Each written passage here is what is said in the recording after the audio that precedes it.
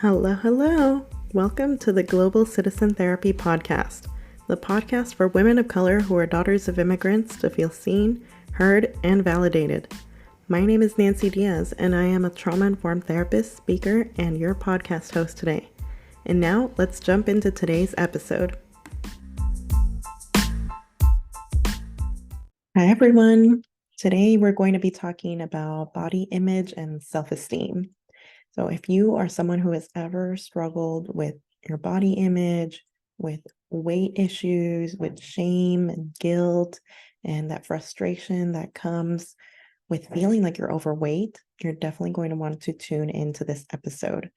So what we're going to be covering in this episode is not only what body image is, what the effects are of poor body image. We're also going to be talking about where it comes from, the roots of poor body image and poor self-esteem. We're going to be talking about what not to say and do so that you can start to improve your self-esteem. And of course, we're going to be talking about some actionable steps that you can take to improve your body image, to improve your self-esteem. So you're definitely going to want to tune in to the entire episode and make sure, as always, to share it with anyone that you think can benefit. But let's dive in. We're looking at this from a cultural lens. Remember, this episode and this podcast is part of a bigger picture. This is a mental health podcast for women of color who are daughters of immigrants. This season specifically is about sex, sexuality, and sexual health. So we are going to be looking at it from that lens, but this information is going to be valuable for you no matter what lens you decide to take it from. So let's dive in. So poor body image is actually something that isn't talked about enough, but it's something that a lot of us have experienced. We often experience that those thoughts, those feelings that arise that cause us to feel as if our bodies are not good enough, as if our bodies are too heavy, they're not curved in the way that they're supposed to be. We often may think that we are not desirable or that our partner or partners don't find us desirable. We often may internalize a lot of what is said in society about what women's bodies should look like, what we think that men will want. I'm just using men here as an example because we live in a patriarchy, and usually it is men who are dictating what women's bodies can and should do and what they should look like in order to be quote unquote desirable. So looking at it from that lens, there's also, of course, yes, there's that perfect body image that we all think that it's supposed to look like a Barbie doll. And actually, one of the most popular episodes in this season, if you haven't checked it out yet, is the Barbie movie analysis. And we talk about this a little bit more in terms of the patriarchy and in terms of body image and how young girls have been conditioned from a really young age to think that we are supposed to look like a Barbie in order to be desirable. And so in terms of weight, in terms of body type, in terms of hairlessness, skin tone, all of the things, the size of our breasts, of our butts, of everything, we think that it's supposed to look a certain way. And we think that if it doesn't, then we must be doing something wrong and we need to work out more. We need to eat less. We need to get plastic surgery. We need to do all the things in order to make sure that we become like a Barbie doll, that we become desirable. And we think that once we achieve X, we will get Y. Once we reach that target weight goal, then we will be happy. Then we will be able to enjoy ourselves with our partners in the bedroom. But oftentimes that is not the case. It actually starts with self-love and self-acceptance, which we'll get into more. But let's talk a bit about the effects of poor body image, especially when it comes to sex and sexuality. So with poor body image, we notice that there is an increase in anxiety. when we have poor body image, there is an increase in anxiety and in shame. There's also less arousal. It's harder for us to become aroused. There's also lower desire. So our libido is quite low. So we actually notice this when women start to enter menopause or perimenopause, that we start to feel self-conscious about our bodies because we think that as we age, we're no longer desirable. And yes, hormones play into it, but there's also body image and poor body image that we think, okay, no, a body that is desirable in the bedroom needs to be young, needs to be fit, needs to be agile, needs to function a certain way. And so we start to tell ourselves that we don't deserve pleasure, that we don't deserve romance and love and to be courted, all of these things. We start to see more of that negative self-talk. So yes, and with that comes the shame of my body is not good enough. My body is bad. And so, of course, that makes it harder for us to become aroused. It also makes it harder for us to stay aroused. So even if you're able to become aroused, there's also needing to stay aroused, right? And then with the final part of reaching orgasm, it becomes harder for women to reach orgasm when they have poor body image. And why is that? It's because of all the negative self-talk. It's because we feel more self-conscious when we're having sex. If we are constantly thinking about how our belly looks or what he must be seeing, and we're constantly comparing ourselves to others, what about his ex? His ex looked this way and I don't look that way. And, she was blonde with big boobs and, here I am and I don't look like that. Or we often compare ourselves to porn. And there's that problem again of that comparison when it comes to porn, when it comes to exes, when it comes to social media, to magazines. I mean, there's so much that society is telling us that you need to look a certain way, that you need to weigh this certain amount, this magical number, and that you need to eat certain foods, exercise a correct amount. And then we have even doctors or general practitioners sometimes telling us, okay, well, there's this thing called, body mass index, and based on that, you're overweight. And so we won't even get further into that, but I encourage you to actually do some research and start learning about that and the problems with BMI and the problem with doctors measuring it in that way and not really taking into account different body shapes and sizes and all of this, right? So, but yes, going back to some of the problems. So, of course, one of those is lower self-esteem. So, the way that we see ourselves, and that often plays a role. And so, if you are a little bit confused, like what is the difference between body image and self-esteem? I thought they were kind of one and the same. So, no, not really. So, body image deals with specifically the way that you think about your body. So, you can have a positive body image or you can have poor body image.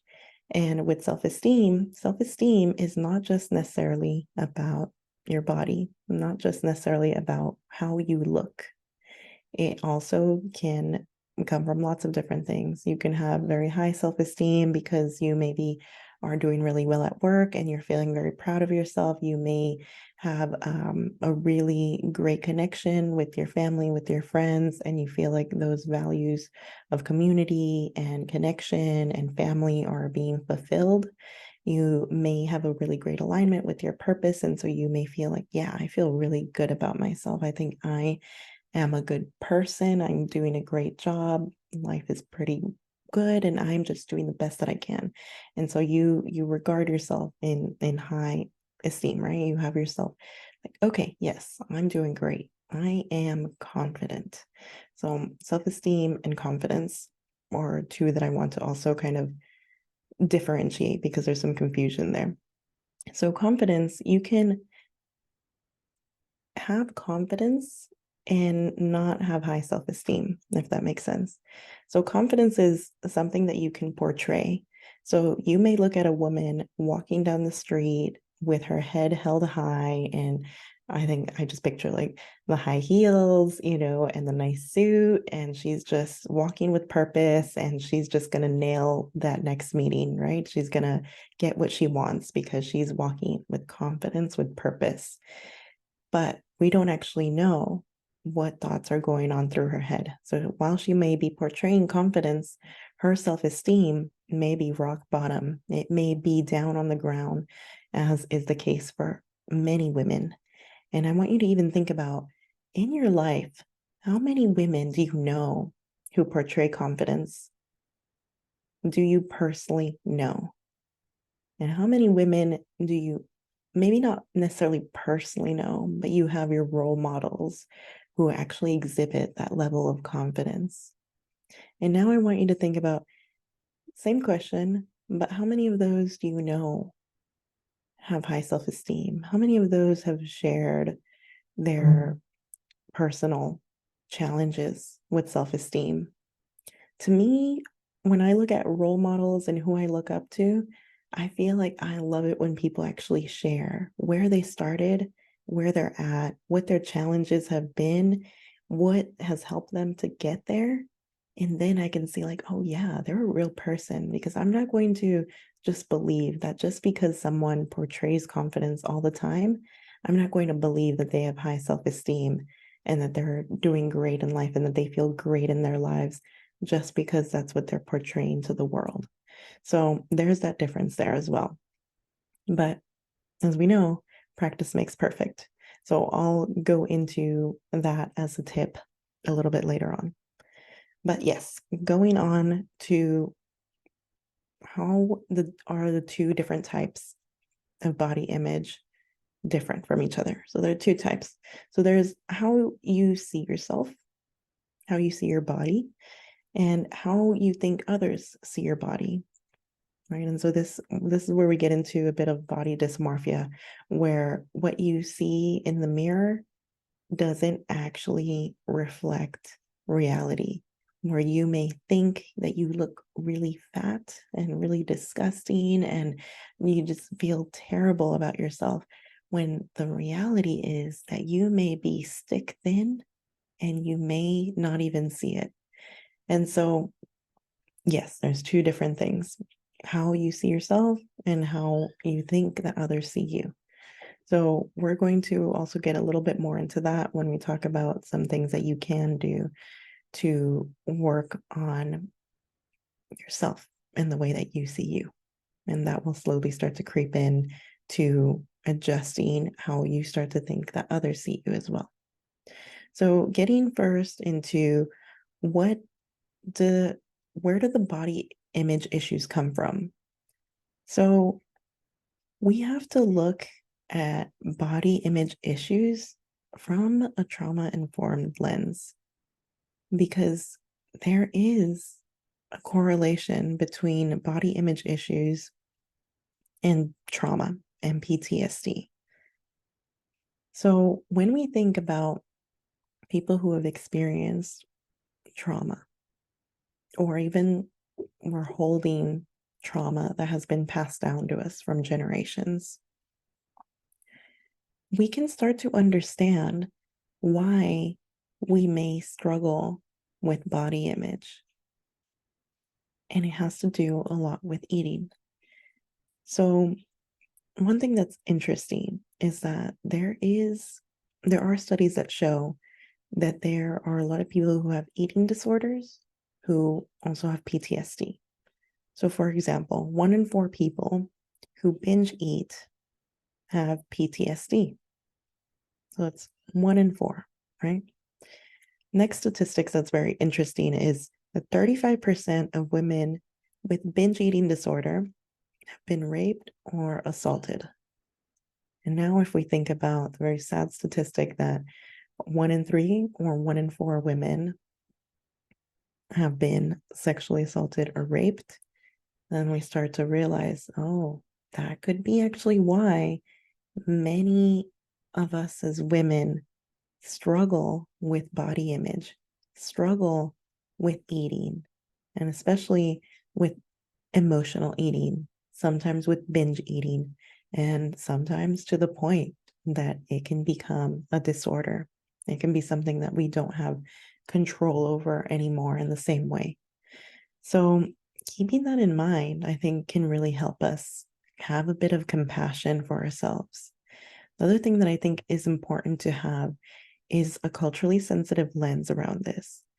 Because, yes, society does tell us, I think women across the board, that we need to have a certain body type, that we need to be skinny, that we need to look a certain way in order to be desirable. But when you look at it from a culturally informed lens, and you look at women of color and what we have been told about what our bodies need to look like in order to fit in order to be desirable, in order to be considered sexy, then we start to get into some issues here. Because no, our body shapes and sizes are often very different from Caucasian body shapes and sizes. Color of our skin is often very different. Hair texture, the amount of body hair that we have as well.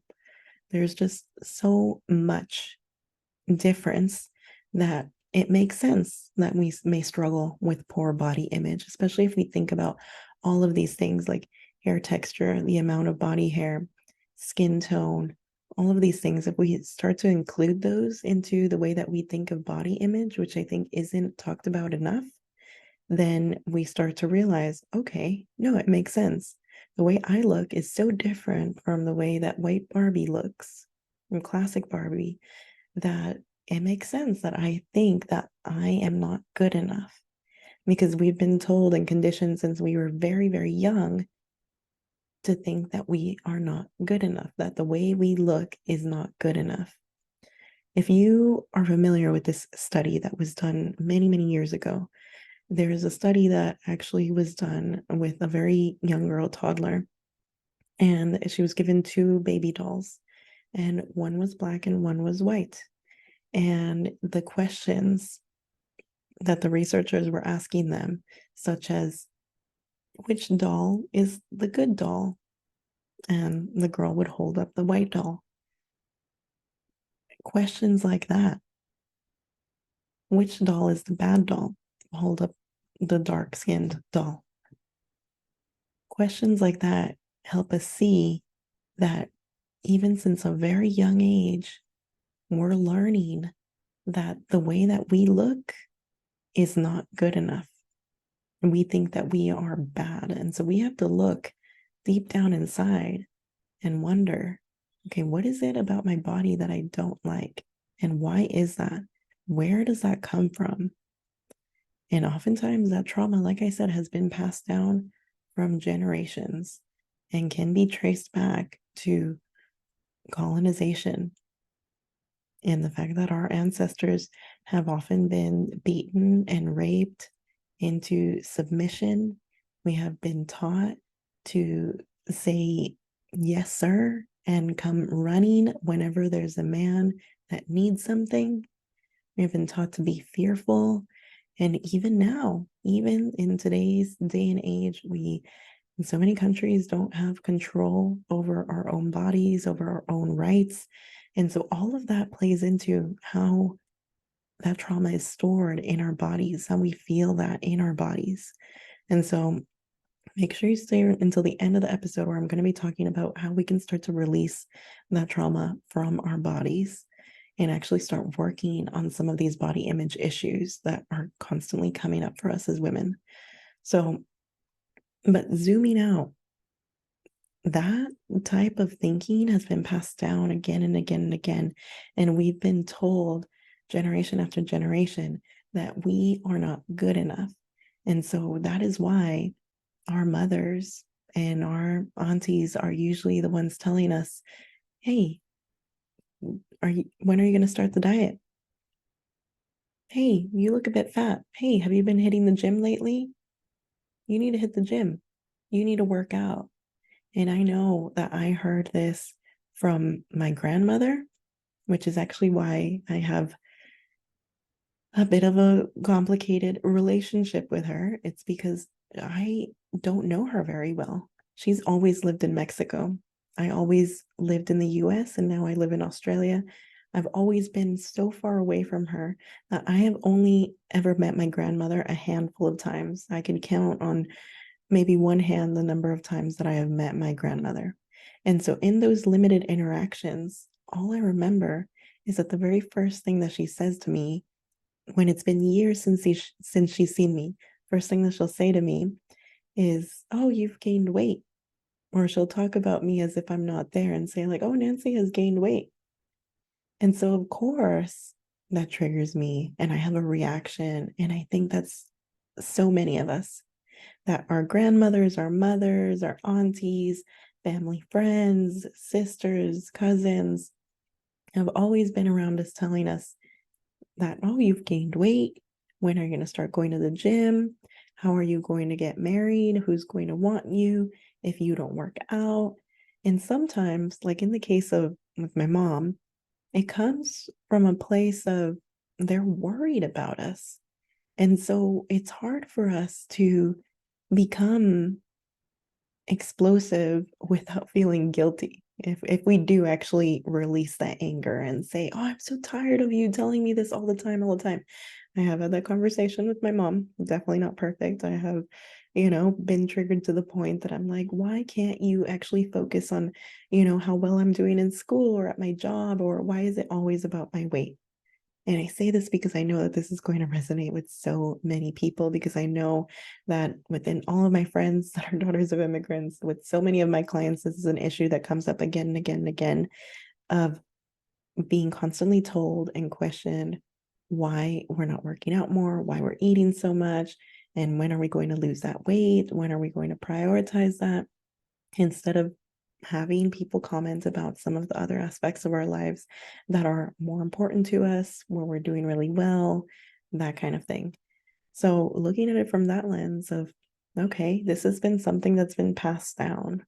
This is a generational cycle that we can and should work to break. And I'm seeing that. And I'm always so proud of my clients who are mothers when I hear them, and they often don't even notice the cycles that they're breaking.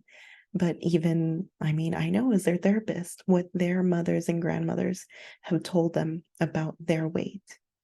And yet to be able to casually hear, from a client of, "Oh, yeah, my teenager is a bit overweight, but like my husband and I never say anything about the weight or anything, and we just, we do our best to be supportive."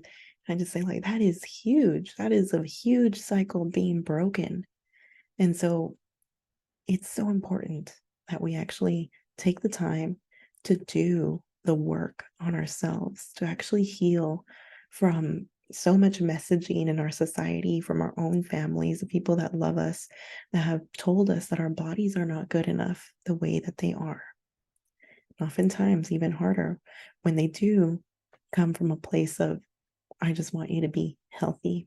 I just want you to be desirable because I want you to get married and be looked after." And oftentimes the intention is good, but just because the intention is good doesn't mean that the behavior itself doesn't cause harm, doesn't make you feel sad or mad or anything that you're feeling. It's all valid.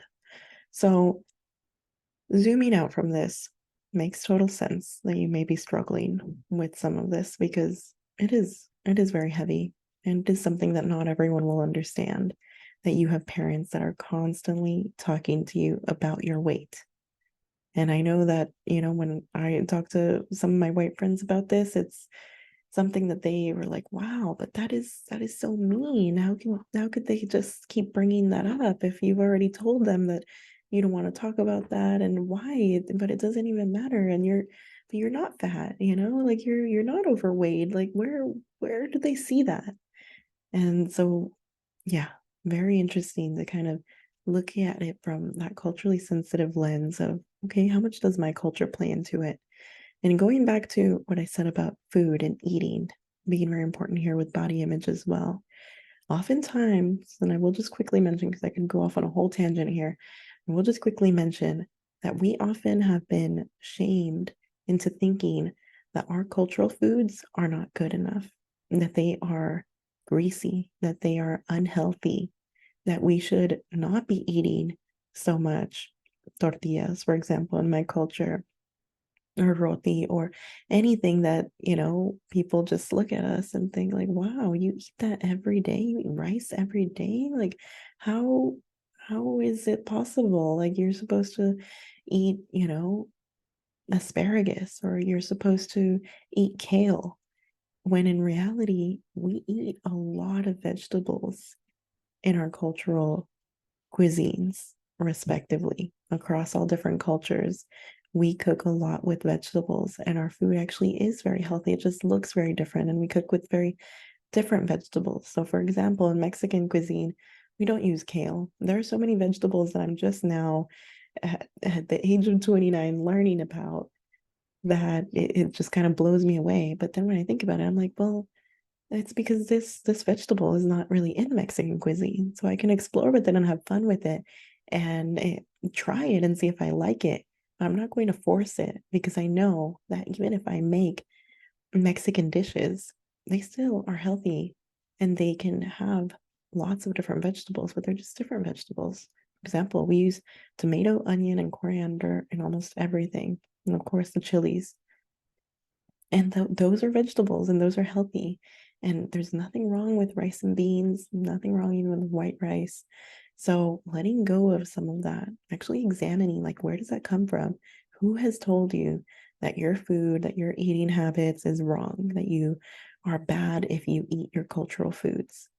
So there are things to be mindful of when things are deep fried and things like that, but letting go of some of that shame when it comes to eating, learning to have a better relationship with food, with eating, and tuning in and learning about intuitive eating, letting go of that calorie counting, that can make a big difference. So now I'm going into some of the things that I recommend that you don't do as you're kind of healing from negative and distorted body image. And that is one of the things that I'm going to recommend that you don't do, is to restrict your food, restrict your eating, to count your calories, because what that does for us is it puts us in a state of hypervigilance, where we're constantly watching how much it is that we're consuming. And oftentimes, if we're doing it just to lose weight, just for superficial reasons of, I want to look a certain way, I want to be skinny, it's not going to work. And so I will also share with you that in The Body Keeps the Score, if you haven't read it yet, I just recommend that you be careful with that book, that you go easy, take breaks. It's a book that I haven't even myself finished yet, because it was pretty heavy for me. So just, if you do read that book, read it at your own pace, and just have that warning in mind that it can be very heavy for a lot of people. So there's a section in the book where the author talks about the work that is often done with women with eating disorders, and what he noticed, and sorry, not with eating disorders, women with weight issues. And so what he noticed is that the women, he'd put them on a certain diet, exercise regimen, they'd lose the weight, but then what he'd notice is that then they would gain the weight back very easily. And what he noticed is that so many of them, majority of them, had PTSD, had childhood trauma. And so I say this because for us, that means that we may have a difficult relationship with food, maybe an unhealthy one. Maybe we do struggle a lot with that emotional eating. And so when we eat, if we are restricting our food, if we are constantly thinking about food as being something that's bad, as something that we should really watch and be careful of, and we're doing it because we think that if we eat certain things, we are going to gain weight, and that's going to be bad, and we are going to be bad people if we don't look a certain way and meet our parents' expectations, get married, all of these, right? They're all going together. If we look at it that way, then we're going to really struggle. So even if we do lose weight, we're going to gain it back, because we're going to still feel really bad about how we look. because it's never going to be enough. And that's the thing that I try to share with friends who do still talk about dieting and talk about exercise and talk about, how they don't feel good in their own skin, in their own bodies. I try to share with them what happens when you reach this goal. What happens if you do reach that magical weight that you're trying to get to? If you don't love yourself now, you're not going to love yourself at that weight. And this is something that I know because in my work as a therapist, I've talked to clients and I've seen this in myself, but I've talked to clients as well who say, like, yeah, I did at one point. There was one year, there was one time that I reached that ideal weight and I felt good for a little bit, but then it still wasn't enough. It's never enough. And you just keep thinking that you have to keep working harder and that you have to keep going and going and go further. So yeah, nothing wrong with watching what you eat, exercising more if you're doing it from a different place. If you're doing it from a place of, I want to be healthy, then there's nothing wrong with that. There's nothing wrong with you wanting to be more healthy, but don't do it just because you want to tell your therapist or you want to tell your friends, oh, I'm doing this because I want to be healthy. Actually ask yourself, what is the real reason that you're doing this? What's the real reason that you're doing that workout? I myself have gotten to a point where most of the times I do not work out. I do not restrict my eating based on body image, based on me wanting to have a slimmer waist. But if I'm being totally honest with myself, no, I'm not perfect. No, there is still a small part of me that does think, yeah, no, I mean, it'd be good if I didn't eat this much of this junk food or if I didn't, you know, uh, sit around all day watching Netflix. Not that I have that much time to do that, but just as an example, because then I would be able to lose some weight. But now, luckily, I've gotten to a point where I think of that as just a bonus, and I won't even say that. That will be my train of thought now of, oh, and it'd be a bonus if I happen to do this workout and do this workout maybe a bit more consistently, then it'll be a bonus that maybe I will have a slimmer waist. But I'm more focused on loving my body the way that it is now. So, yes, that is one thing that I will say. Don't restrict. Try to just focus on changing that mindset instead, focusing on that self love, because body shaming, making body shaming comments about yourself or about others, that's one of the things that I'm going to recommend that you please do not do. And I know that as women, we are in the habit of doing this because so many of us struggle with this, that it has become one of those things that we know that we can bond over, that is going to resonate with other people, that most women can relate to, of not feeling good enough. And how many of you have been in that situation where all of a sudden one woman says, oh, I hate my belly rolls, and another woman will say, like, oh, for me it's my shoulders, look how much fat there is in my arms and I really want to have tone and defined shoulders. Another one will start talking about her thigh gap, which, interestingly enough, funny story, I had no idea what a thigh gap was until I was around 18 or 19. I was working at Amazon in the Amazon warehouse. And can you believe that working with all men, I became friends with these two guys who one day sitting at lunch, they said to me, you know, like, all the guys are talking about you. Like, yeah, they think you're hot. And one guy specifically mentioned that he really liked your thigh gap. And I was blown away. Like, what is a thigh gap? Like, what? Don't all women have thigh gaps? Like, we all like it didn't make sense. It blew me away. Like, what even is this? And so then I realized, like, wow, this is even one more thing to be mindful of, whether or not I have a thigh gap, which now I actually don't. I've gained weight since then, but at the same time, like, you never know who's going to have different opinions about thigh gaps or no thigh gaps. Like, I remember that my ex, he loved my thighs, when they were bigger and even when I was heavier than I am now. And he loved it and he loved curves and all of it. So there's a body shape and size for everyone. But I just share that because there are so many wild things that I've heard over the years that women are self-conscious about, that they have or that they don't have, or that their nose is too curved, or that their one boob is bigger than the other, even though that's actually totally normal.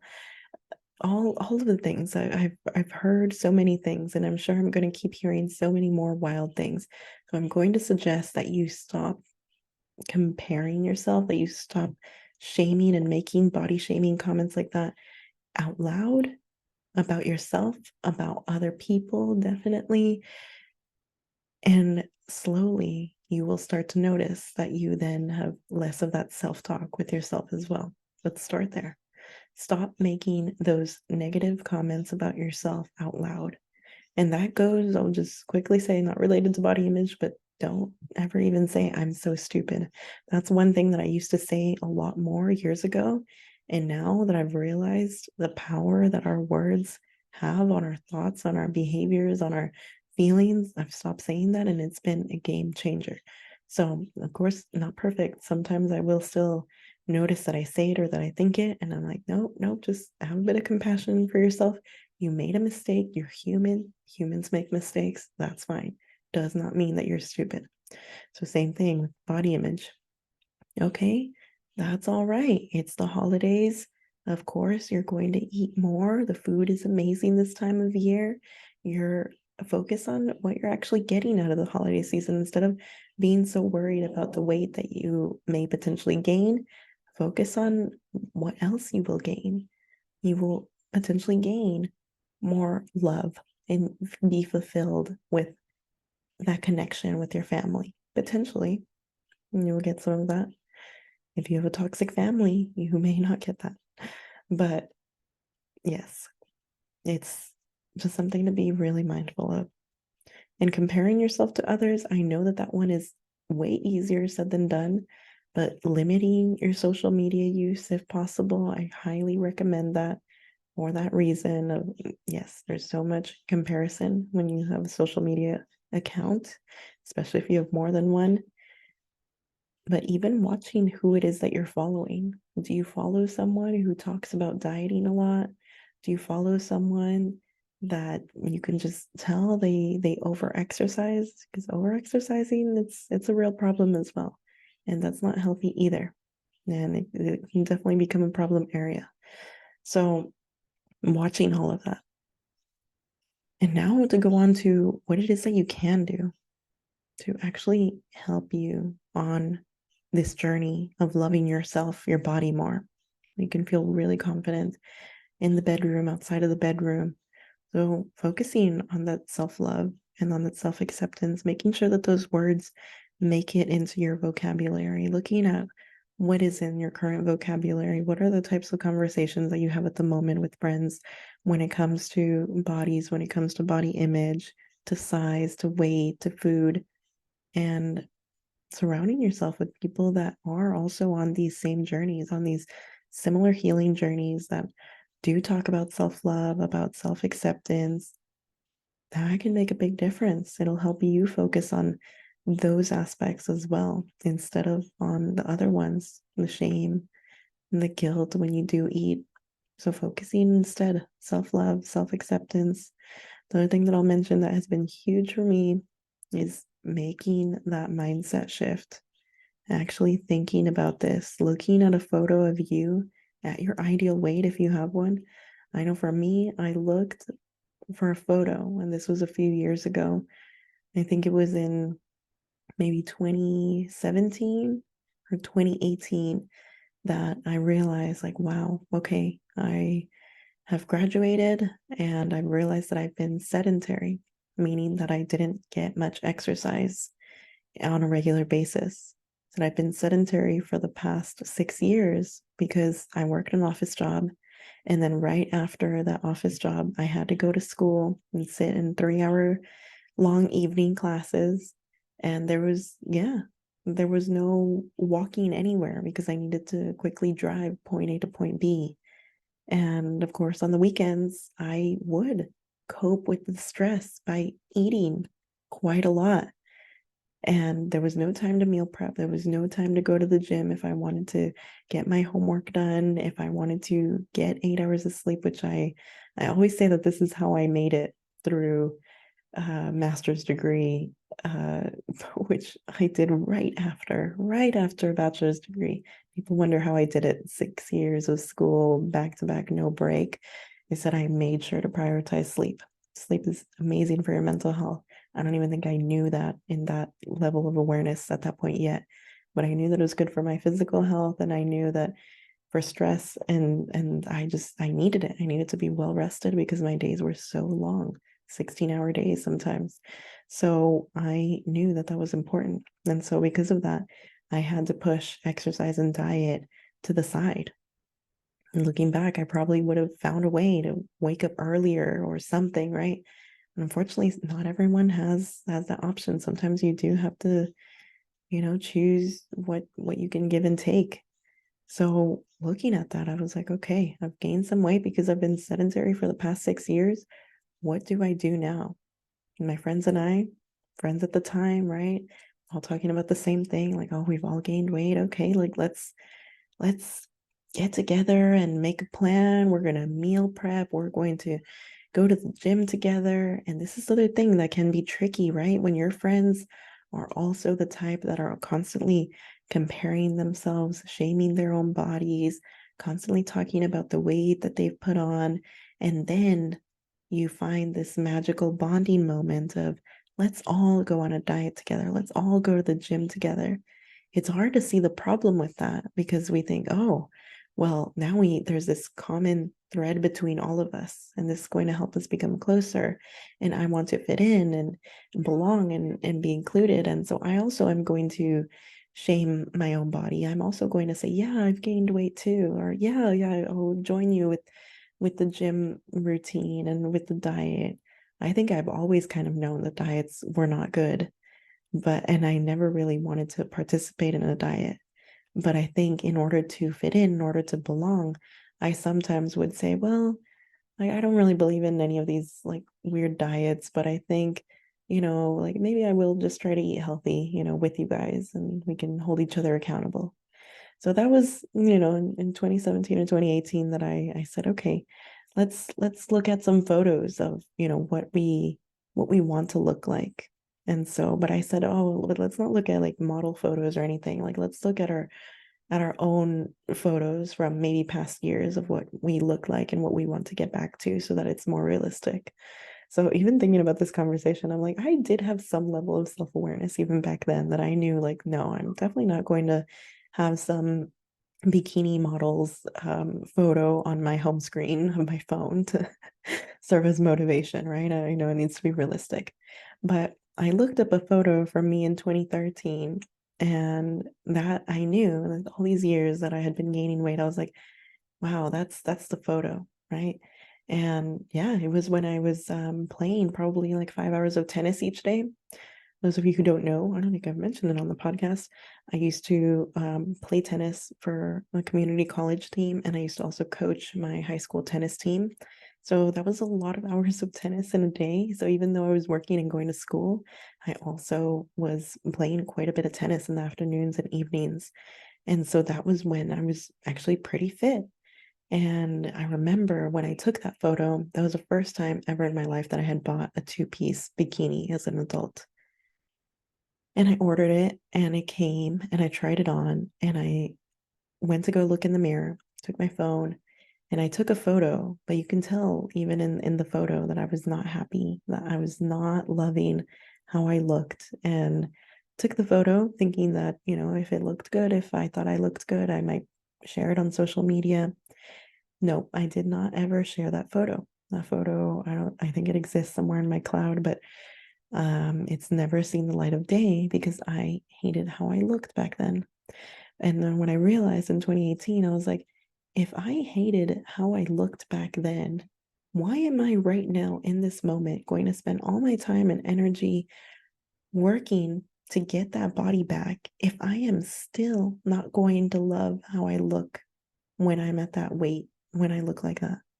Because I was being realistic and I thought, okay, and what's different this time around? I'm not going to be naive and think that I'm all of a sudden going to love my body if it looks exactly like that when I didn't love it back then. So I decided instead in that moment to break the cycle and to tell my friends, you know what, I'm actually going to work on loving my body. And I know that that was something different. That was something that I don't think that they'd heard before.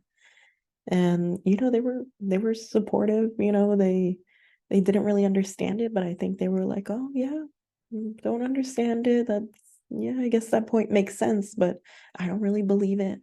And I think over the years, whenever I've shared that story, that example, or that situation with other friends when they're also talking about, wanting to get back to a certain weight, a certain body size, they also kind of look at me like, wow, okay, that makes sense, but I don't know. It's just the way I've always done it. I've always just kind of worked out and then I get back to the weight that I was and then I feel good. And we don't even think about like how, yeah, we might feel good, but it's momentary. Like it's like a really brief moment of joy or of accomplishment. And then right away, almost right away, we go to feeling like it's still not enough.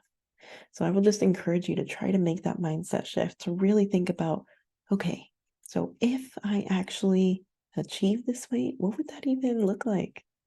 Why don't I instead focus on loving my body? Because if I can love my body, and this is what I tell myself all the time, this become a bit of my mantra. If I can love my body where it's at right now, then I will definitely be able to love it when I lose weight, when I gain weight, because my body is going to change so much throughout my life.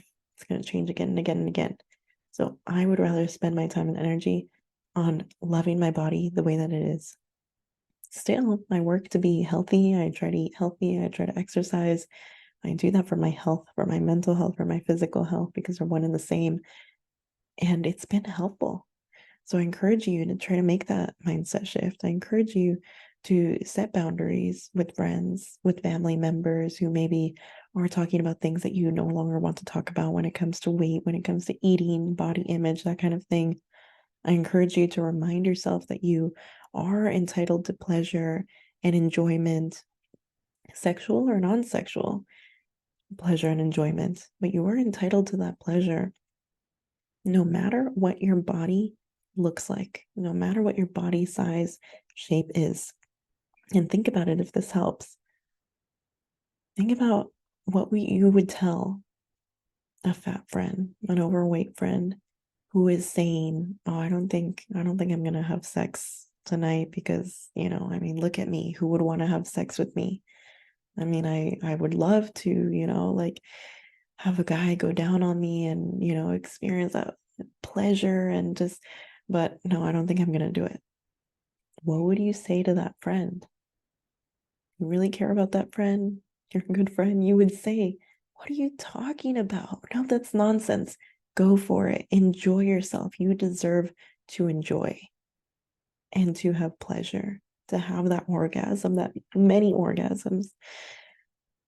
So make sure that you're telling yourself the same thing, especially if you're struggling with that body image when it comes to enjoying yourself, allowing yourself pleasure.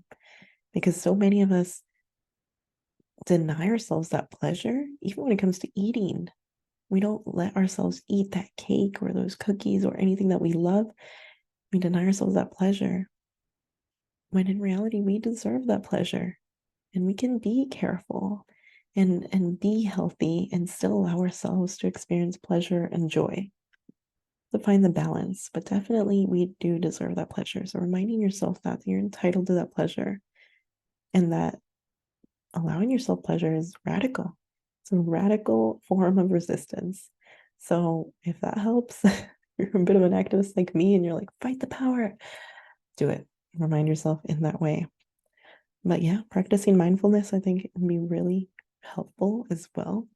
For me, I know that that's been a big part in my journey as well. And actually just slowing down, noticing all of the things, noticing how much pleasure I actually get from the sense of taste. It's one of our senses that I enjoy most, right? That taste. When my taste buds are having a little party, when they're exploding with different spices or different flavors. So being mindful when you're eating, that can help you have a better relationship with food, with eating, that can help with body image. But even noticing some of the thoughts that are coming up when you do eat something that is your guilty, quote unquote, guilty pleasure, that cake or that ice cream or whatever it is, notice what thoughts come up.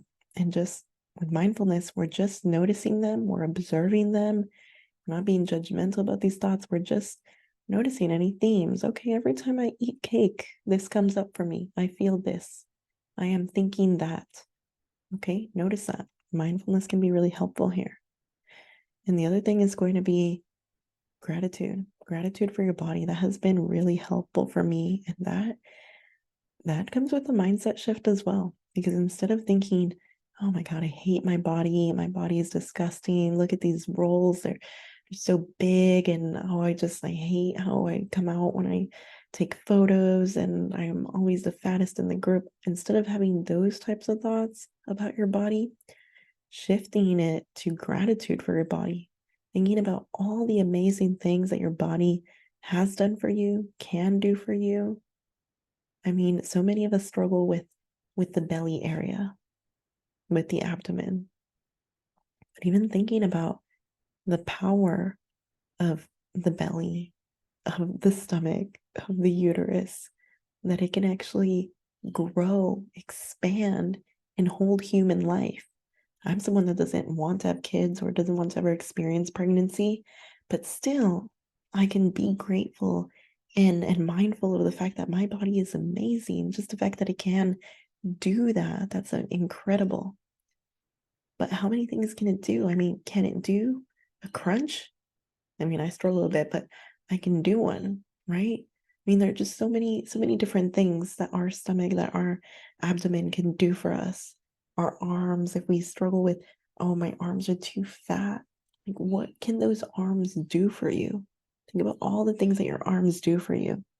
And I know that for me, doing a gratitude meditation, that's a body scan every morning, even if it's just 5 minutes in the morning, it's a guided meditation that takes me from my feet all the way to my brain. And yeah, I think about that. Like when it says be grateful for your stomach, like, yeah, my stomach. I mean, the fact that I can eat pretty much anything. I call it the stomach of steel, right? I can eat pretty much anything and not get sick. And so I'm grateful for that. So I've started to talk lovingly to my stomach, to my rolls, even the way that I sometimes put my hands on my hips. It's not even on my hips anymore. I put it on my belly rolls, and I just feel how that feels. And I start to just get comfortable with that, because for so long I avoided touching that part of my body, and I didn't want anyone else to touch that part of my body, especially with partners. I know that my ex was very, very, very familiar with the fact that I hated even an accidental touch of my belly. And I know from talking to friends that there's so many women that have that same issue. They do not want their belly to be touched. It makes them really self-conscious. And so I've worked through that. And so now I'm really proud of myself when I do have sex, that I am like, no, I love my belly, and I look beautiful, and my body is beautiful. No, it's not the standard size. It's not as thin as it used to be, but that's okay. I love it. And I mean, these belly rolls they give me so much comfort and pleasure, and I can hold them and touch them, and it's beautiful now. So getting to that point, I mean, I hope that even hearing the words coming out of my mouth, hearing someone else actually say that they've gotten to that point, is inspiring for you. I want this to actually serve you, and I want it to serve as many women and people as possible to actually love their bodies, because it is possible.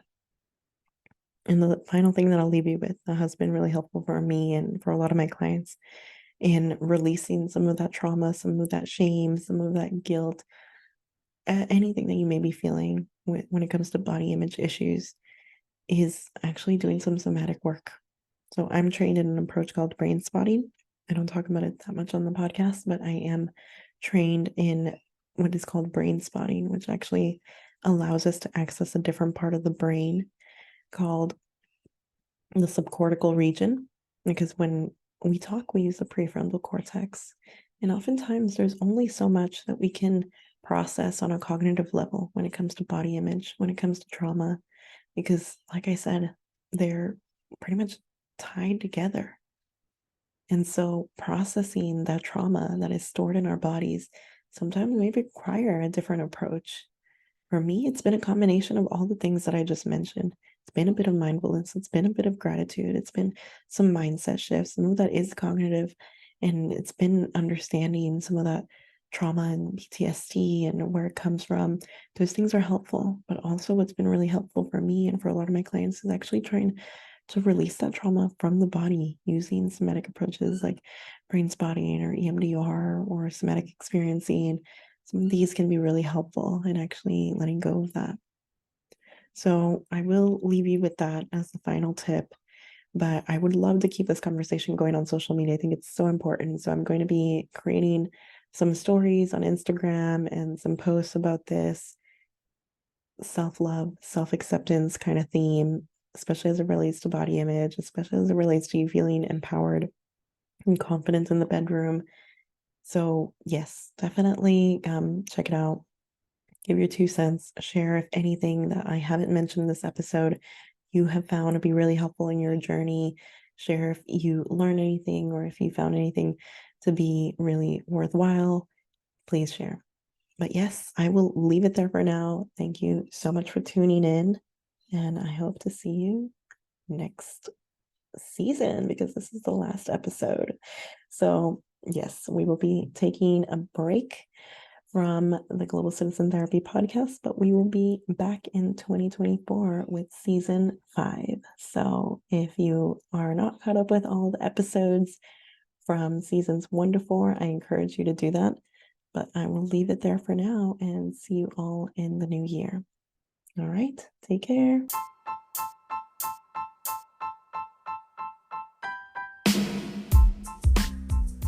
Thank you so much for listening, and I hope you enjoyed today's episode.